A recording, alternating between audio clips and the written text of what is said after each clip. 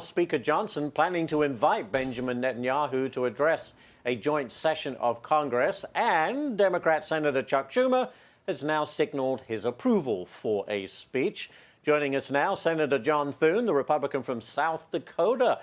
Senator, good morning to you. You and other Republican senators actually spoke with Netanyahu recently. Is the Republican Party now the pro-Israel party in America, do you think? Well, there's tremendous Republican support, always has been, for Israel, actually. What's really interesting and hard to understand is what's happened to Democrat support. Traditionally, support for Israel was a bipartisan issue. Regrettably, it's become almost a partisan issue. As you look at the Democrats now, leading Democrats in this country, including the majority leader in the Senate and the president, telling the Israelis who they should elect for leaders and how they ought to prosecute a war in which they were attacked by a terrorist organization and lost 1,200 Israeli citizens, the largest single-day loss since the Holocaust. These are the things that are really hard to explain. And if you're an American citizen out there, having the Prime Minister of Israel, one of our closest friends and allies in the world, come and speak to a joint session of Congress makes perfect sense. Telling them how to run their government and how to run their war is very hard to explain. I mean, it seems from all intents and purposes, Senator, that Democrats are abandoning Israel. They're kind of, signaling to the progressive left that Israel is in the wrong. Well, they are, and that's domestic politics here.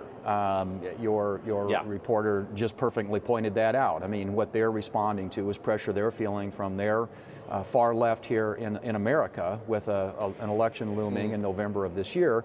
And so they're responding to that rather than the relationship, the longstanding relationship with one of our closest friends and allies in the world, and I might add a sovereign nation, in which we have a great interest in their success in eradicating Hamas, which on their borders presents a threat literally every single day.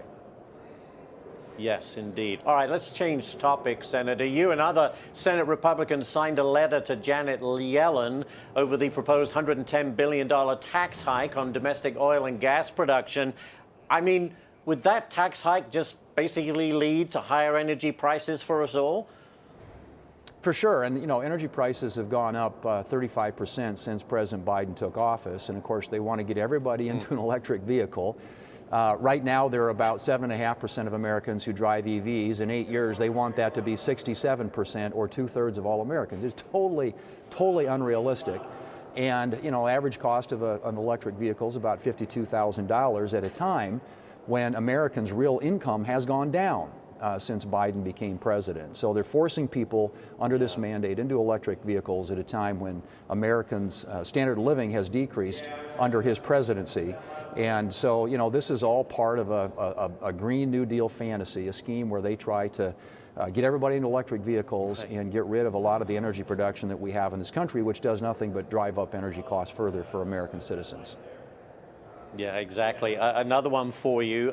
Interesting. Treasury Secretary Janet Yellen admitting that, Joe Biden does not have a plan to save Social Security. Listen to this. I'll get your comment. Okay. Has Treasury really not looked at, okay, we're already charging $4.9 trillion for the deficit, for Medicare, for a lot of other things, and now we got to add social, but we haven't done the math to figure out how much that tax rate would have to be? The president doesn't have a plan. He has principles. He wants to work with Congress to find a way to protect Social Security and extend its solvency beyond 2034. Now, if the president wishes and he doesn't have a plan, Madam Secretary, how could he justify not having a plan when he's been in office for 3 years already? He believes it's important to work with Congress and not Madam Secretary, he has not worked with us at all. On this Senate Finance Committee, we've not heard from the president. All right, Senator, Social Security is 9 years of insolvency. What's going to be done? Well, that's the question, and she had no answer for that because he doesn't have a plan. And in fact, what they propose doing is increasing the cost of entitlement programs dramatically higher. And in his budget, they take the debt up about $17 billion, or $1 trillion, I should say, from where it is today to over $50 trillion And lots of tax increases, 5.2% or $5.2 trillion in new taxes and new spending, but no plan for how to rein in the cost of entitlement programs, which are unsustainable, and by the way lead to, as was pointed out by Senator Cassidy at that hearing yesterday, eventually about a 25% cut in benefits for people who are receiving Social Security.